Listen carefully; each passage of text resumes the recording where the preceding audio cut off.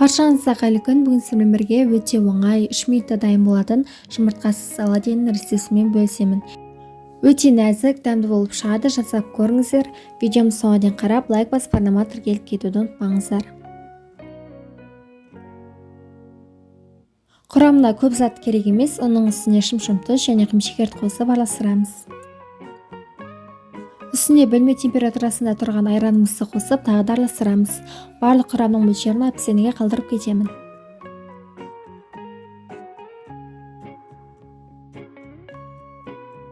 Осындай қоюлау болады. Енді үстіне бір ас қасық соданы қосып тағы да араластырамыз. Қамырымыз осылай көп пішіп дайын болады.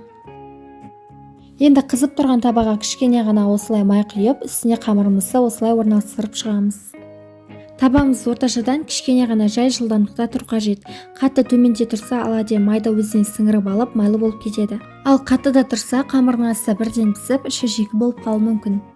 Табамыздың қақпағын жауып, осылай барлығын пісіріп аламыз. Қамырды екінші жағына аударар кезде қамыр көтеріліп, кішкене шет жақтары пісіп жатқан болу керек.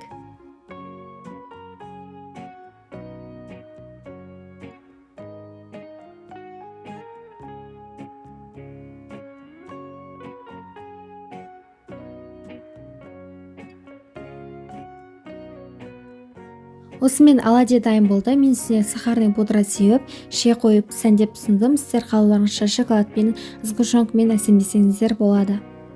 Өте нәзік, дәмді, іші толықтай пісіп шықты. Жасап көріңіздер. Өте тез дайын болады. Видеомды лайк басып, арнама тіркеліп кетуді ұмытпаңыздар. Әлде көптеген рецепттер болады.